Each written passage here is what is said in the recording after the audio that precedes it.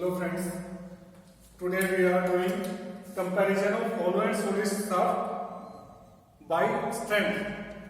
Basically हम strength से और weight से compare करते हैं hollow और solid shaft को। इस derivation में हम strength से vary कर रहे हैं, strength से comparison कर रहे हैं hollow and solid shaft का। ये assumptions है material of both shaft is same and homogeneous. It's also obey Hooke's law. Second is length of both shaft, hollow shaft, the length of hollow shaft and solid shaft is same. Cross section area is same.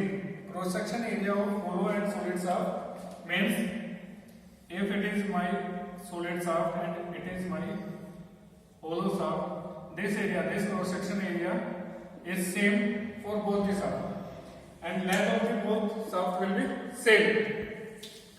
अब देखिए, अगर मैं किसी को compare करना चाहता हूँ, suppose करो मेरे पास ए और बी दो बच्चे हैं, इनको कंपेयर करना है किसी सब्जेक्ट के रिगार्डिंग। सपोज ए ज्यादा इंटेलिजेंट है और बी ज्यादा इंटेलिजेंट है, तो कैसे करते हैं? सपोज करो इंग्लिश सब्जेक्ट में ए के 90 मार्क्स आए और बी के आए मान लो 60, तो कैसे कंपेयर करते हैं? दोनों का रेशियो देखें तो मैं क्या कह सकता हूँ, ए अपॉन में बी इक्वल टू 3 अपॉन में 2, यानी a is 3/2 times of b। हम जिस चीज का कंपैरिजन करते हैं उसका हमेशा रेशियो देखते हैं। इसमें हम कंपैरिजन किसका कर रहे हैं? स्ट्रेंथ। और शाफ्ट की स्ट्रेंथ क्या होती है कि how much torque A shaft is providing या ट्रांसमिटिंग। तो कितनी टॉर्क या टॉर्क ट्रांसमिट करती है कोई भी शाफ्ट, वो चीज हम उसके स्ट्रेंथ से मेजर करते हैं। तो सिमिलर मैनर में तो कंपेयर करेंगे स्ट्रेंथ के लिए हम किसको कंपेयर करेंगे? टॉर्क को।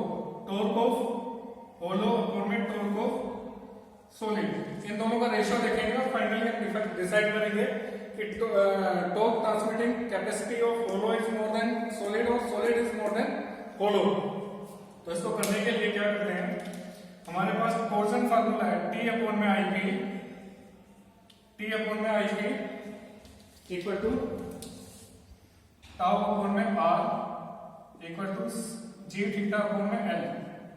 यहाँ टाउ क्या है? एक। इसमें अजम्पशन क्या रहेगी? Shear stress in both the shaft is same. Shear stress in both the shaft is same.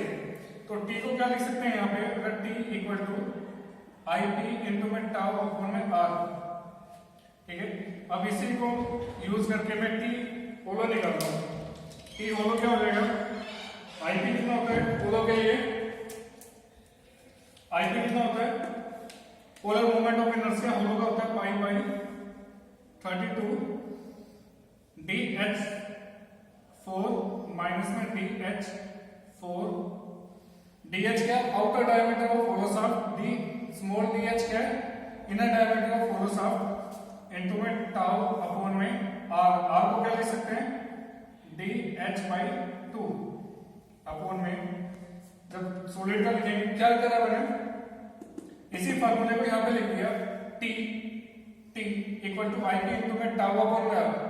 IP की वैल्यू कितनी होती है? पाई/32 DH4 माइनस में DH4 फॉर होलो इंटू में टाउ अपॉन में DH। R को क्या लिख सकते हैं? D/2, होलो है तो DH/2। सिमिलरली सॉलिड का लिखेंगे तो कितना हो जाएगा? पाई/32 ds की पावर 4 इंटू में टाउ अपॉन में ds/2, ठीक है। इसमें एक ही डायमीटर होगा, इसको सोल्व करेंगे तो क्या होगा? देखिए पाई/4 32, ये कैंसिल, आपके पास क्या आ गया? इसको सोल्व करके देखेंगे तो क्या आएगा आपके पास? 2 से 2 कैंसिल। इसमें ऊपर क्या आ जाएगा आपके पास? DH4 माइनस में DH4 अपॉन में DH अपॉन DH4 अपॉन में DS। यहां से DH को मैं निकालूंगा तो मैं क्या ले सकता हूं? DH4 1 माइनस में n की पावर 4। और n क्या चीज है यहाँ पे? n it is the ratio of inner diameter upon में outer diameter of hollow shaft, inner diameter of outer diameter of hollow shaft upon में DH अपॉन में, इसको काटेंगे तो क्या हो जाएगा DS का क्यूब। सिमिलरली इसको काटेंगे तो क्या हो जाएगा DH का क्यूब। तो आपके पास फाइनल रिलेशन क्या आया, TH अपॉन में TS is equal to TH cube 1 minus में n की पावर 4 अपॉन में DS क्यूब।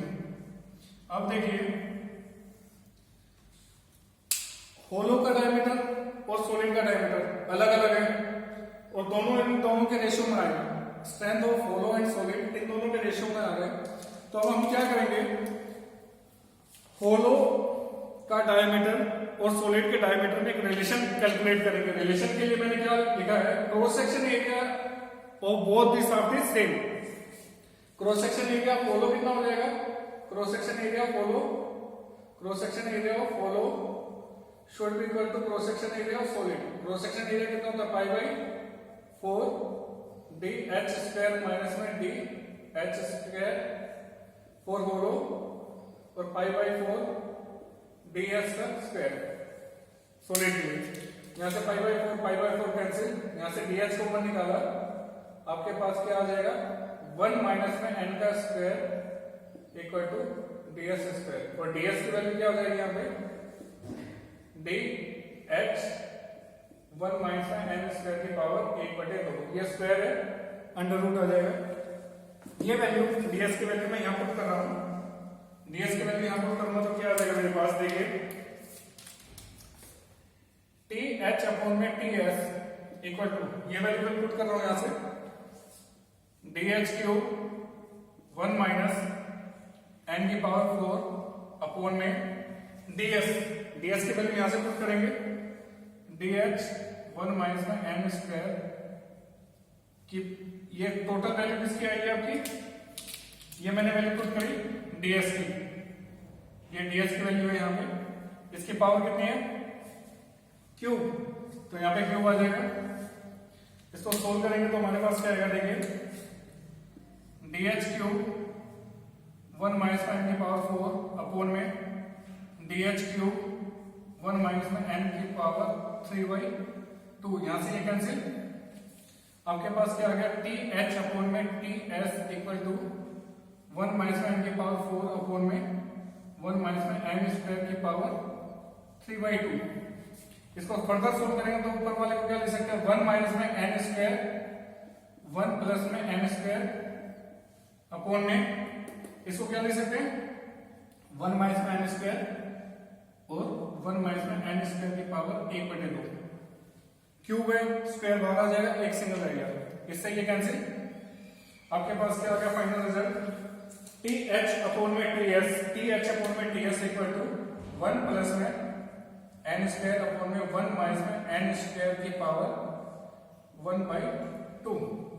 जब इसको सोल्व करेंगे, n देखिए n क्या चीज है D/H, DH अपॉन में DH, inner diameter by outer diameter. ये वैल्यू n की वैल्यू ऑलवेज लेस देन 1 होगी। सपोज करता हूं बेटा n की वैल्यू कितनी है, n की वैल्यू 0.5 एज्यूम करते हैं, इसको पुट करते हैं तो कितना हो जाएगा 1 प्लस में 0.5 पुट कर रहा हूं n की वैल्यू, यहां पे करेंगे तो कितना हो जाएगा 0.25 अपॉन में 0.75 की पावर 1/2, और इसको 1.25 अपॉन में 0.75 की पावर 1/2, तो ये अराउंड 1.44 आएगा अराउंड।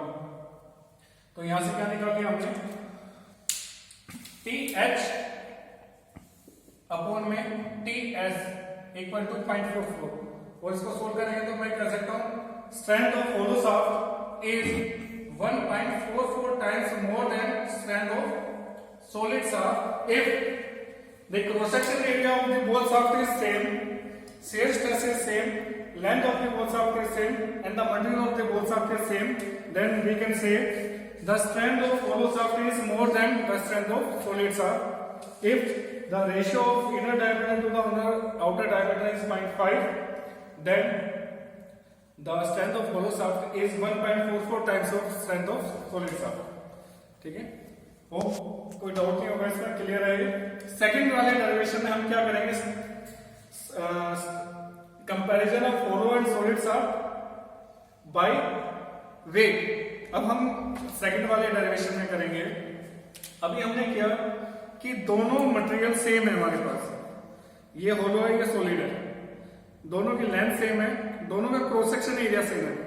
तो हम ये चेक कर रहे हैं कि कौन सी शाफ्ट ज्यादा पावर ट्रांसमिट करेगी, which shaft is transmitting more power if this condition is apply on the both shaft. तो हमने क्या ऑब्जर्व किया, अगर एंटी वैल्यू 0.5 है तो होलो शाफ्ट 1.44 टाइम्स ज्यादा टॉर्क ट्रांसमिट करेगी सॉलिड शाफ्ट से। ठीक है, नेक्स्ट डेरिवेशन हम सेकंड वीडियो में करते हैं। होप सब कुछ क्लियर होगा। Thank you.